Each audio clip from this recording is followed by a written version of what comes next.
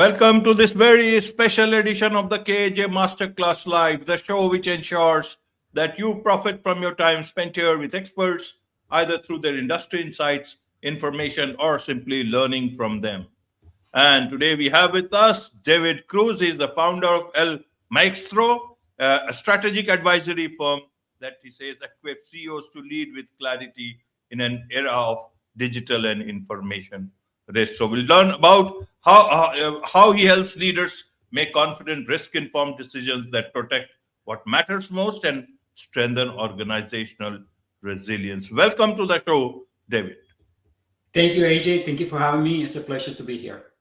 You're welcome. Welcome to the show. Welcome to India in this online form, David. And I'm sure not just in India, but a lot of people across the globe will benefit from what we are going to talk right now. We'll talk about how one can turn information risk into strategic clarity. So we'll talk about all this. But before that, let's talk a bit about your journey, your background, so that the audience knows who they are listening to.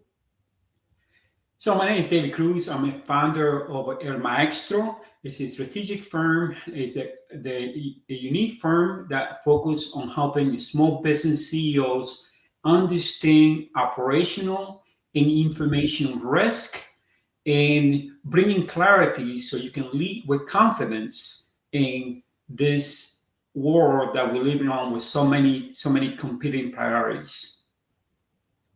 Absolutely. So, David, how would you like to understand a simple person if they are listening to this episode today, later on? What is it that you do? Is it related to cybersecurity? Is it when you talk about information risk and all? Break that up in terms of a common man's understanding. Yes, good question. So we understand cybersecurity, but cybersecurity is normally understood as a technical issue. My job is more looking at information wherever it is, whether it is in system, whether it is in paper, whether it is in people's brain. Analyzing what this information is, how we collecting information, how information travel to your organization, and understanding what are the risks and how we can build resilience. Because it's not about defending, it's about understanding where are your highest risk so you can have a better structure to minimize the risk. And when there is a compromise, and we know there will be one, you have the tools in the structure to withstand compromises. Absolutely. So, how should an organization understand? Because when you talk about risk, then you talk about information risk. Is that the same thing? For an organization, there are different sort of risk, political risk, any other risk, regulatory changes can happen. When you talk about information risk, what could it mean for a CEO, for the understanding of a common person, or even for a small business, if they want to look at it from their own business perspective?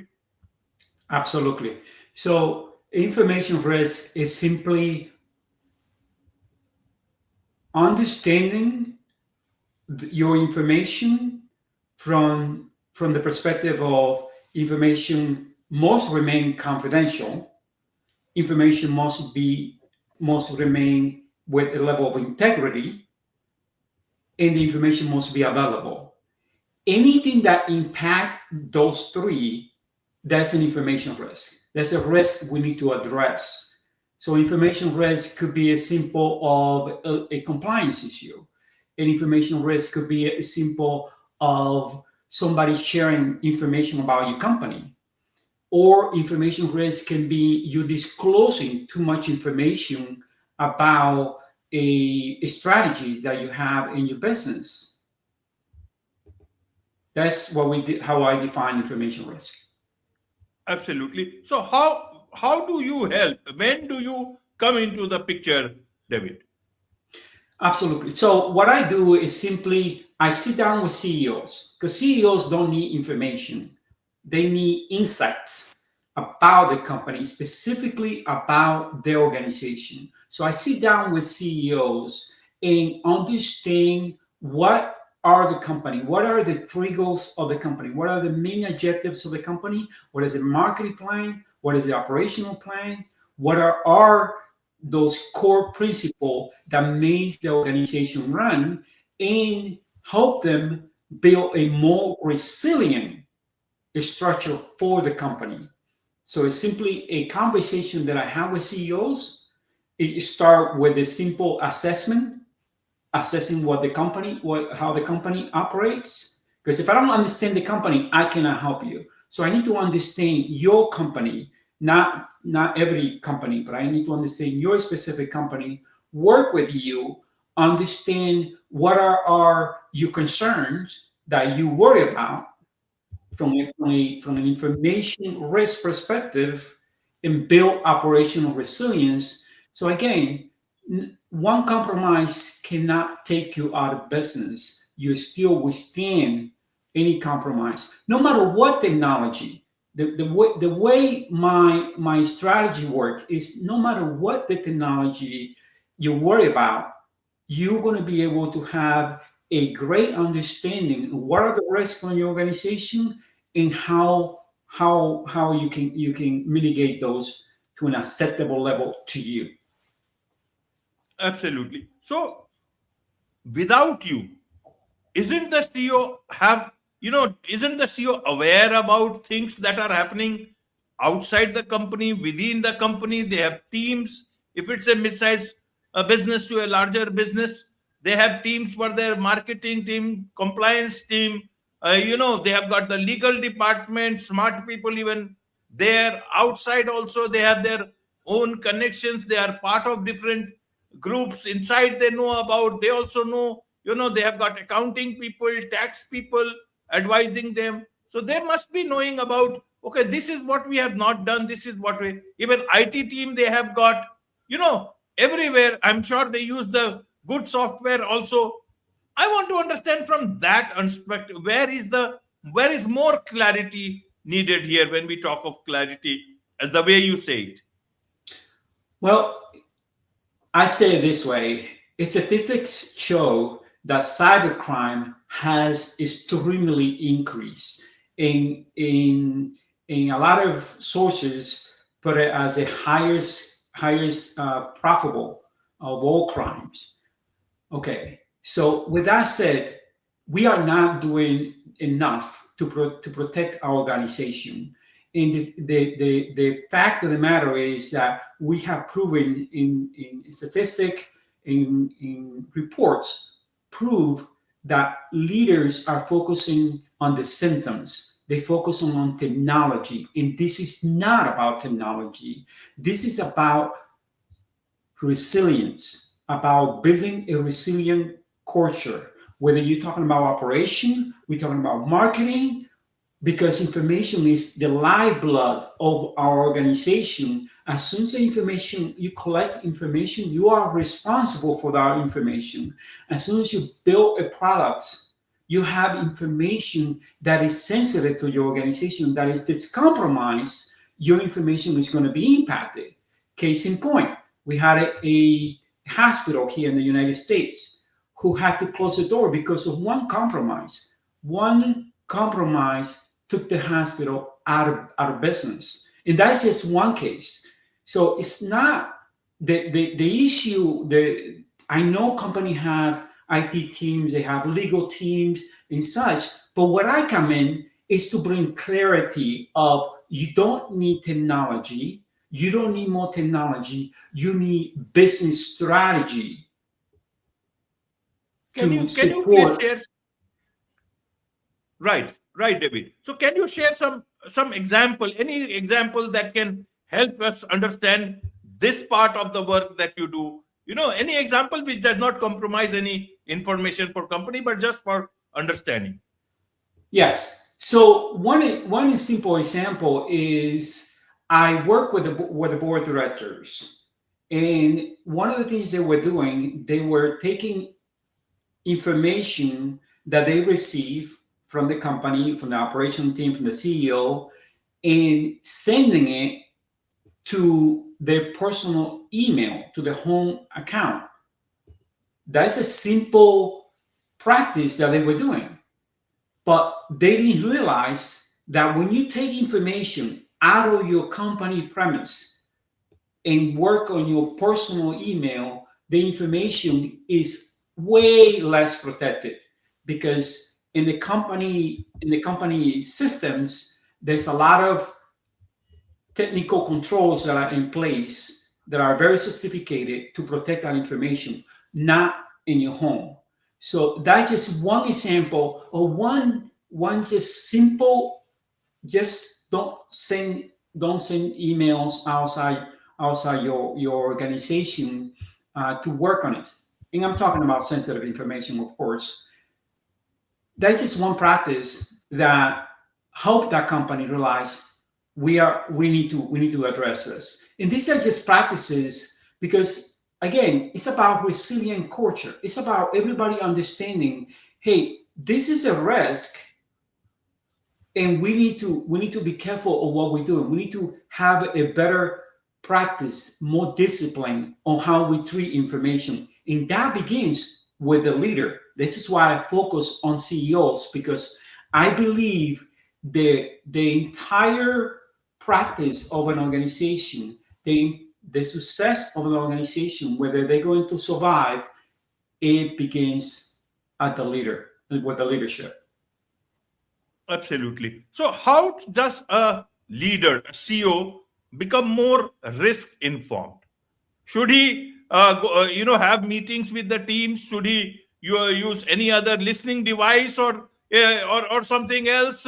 Because a good leader is one who has delegated things properly, believe in his teams, and he may get overwhelmed with too much of information. So in this sort of a scenario, as a CEO, how do you become much more, risk informed and get clarity? It's simple as this. When you understand where is your sensitive information, where is your most valuable information, and how that information is protected, and how that information is shared, how that information is collected, you become better, more informed on this risk, this particular risk. It start with this. Where are you generating your highest revenue? What is the core part of your business that generates the highest revenue? And what system support this source of revenue? When you understand that, then you become a confident leader. You can sleep better because you know that you have mitigated that risk of your highest revenue generator. And your team is confident because they know where are those systems are that they need to focus on, rather than focus on everything. As I see in the industry, in many industry, we focus on what matters to the organization the most. Absolutely. So teams are, a leader may not be the expert in all these things. So he has to rely on teams. Several times teams think, or their leads might think they are the smartest people, and CEO is not an expert in this. How do you calibrate these two parts? They will think they are doing the best about that particular thing. The CEO will think they are not able to understand what I am trying to say. How do you align both these different understandings about the same thing, and both with good intention? What is the best way for a CEO to do this? I believe we start with the effective communication. The CEO needs to start by saying, this is important to me. Our information matters to our organization, and everybody needs to be on board on this. So it needs to be a collaborative effort where you start with the CEO sending a message, a letter, writing a letter and says, I support the fact of the matter that information has a value to our organization. And then it drives from there. And his direct report does the same thing. And now here's a practical way. Every meeting, every department meeting, every town hall meeting, whichever meeting it is, there is a brief conversation about the importance of information risk. When leaders start seeing this as a risk to the organization rather than as a technology problem, then you have transformation in an organization. The information goes from the organization go from dark, living in the dark or operating in the dark, to operational resilience. Absolutely. Now, in these times, so many things are changing very, very quickly, especially in the online world. You saw talk about cybersecurity, talk about digital risk, or even AI. With the AI, you adapt, do whatever it is, but then every day something changes or the other. And scamsters, spammers, all these people have become perhaps more uh, sophisticated than the way it will take. They don't need organizational permission to integrate something much more powerful, but you will take your time within the organization. Amidst all these things, how do you stay ahead of such risks? Help us understand in that context. So one thing that leaders needs to realize, that if you don't have the proper system in your organization where everything has been documented, you have a vision of your organization, you have a mission, and everybody's clear what that is, and every process is documented. Adding technology, if you don't have these core principle in place, is going to add complexity, and complexity brings up uncertainty. And if we have uncertainty, it's going to lead to more risk and more issues. So one thing that a CEO can do right now is gather the team and work on building this system, documenting every process, documenting every task, and being clear what is the organization, what do they do, what are they there for, what is the mission, what are the strategies, and present that in a clear way to the team, so the team now has something and understand the different resources in the organization, so they take those resources. Don't just add resources. Find out what you can leverage in your organization. And that's a key for me, is that a lot of companies are spending way too much money on technology, way too much money on consultant, which is just adding complexity to the issue. And this is why cybercrime continues to be winning and we're losing. But you, as a small business, what you need to do is have clarity on what is it that your team, in general, what they need to know. In my book, I talked about asking the right question. You don't need to know technology. You don't need to know all the ins and outs of technology, but you do need to know how to ask the right question. Absolutely, David. So, in a nutshell, what would you like to tell, small organizations, especially mid-sized organizations, especially bigger ones already know a bit thing, but then that will helpful for them too, is about information risk as well as clarity. If you are a business leader, a CEO, an owner, a founder, simply take the time to write out your mission. What is your mission? What is your vision? Make that clear to your organization and find out where is your most sensitive information. Because if you're protecting everything, you're protecting nothing. And this is not about having a technical control. This is about having a strategy, a practical strategy built in a resilient foundation. That way you can succeed no matter what the technology, the new technology, whether it's AI. And again, AI is not a issue. It is a tool. It's not going to replace you. It's going to replace task. Use it as a tool.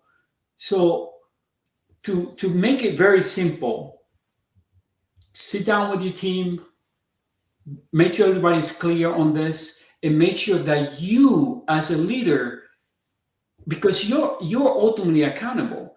So you as a leader, bring that message that says information is important to us. We're going to treat it as a culture. That way, every email that you send, every information that you share is seen as a potential risk to the organization. When you treat information as a risk, you have what we call an operational resilience. You have not information, you have insights, and you have overall a better structured company. Absolutely. There's much to learn about all this from you, David, and I'm sure a lot of people would want to connect with you. A lot of companies would want to connect with you. What's the best way for them to do so? I share a lot of this every day. I share tips on my LinkedIn, so they can follow me on LinkedIn. I'm sure that will be in the show notes. Also, I have a website, maestro.com, where I share information.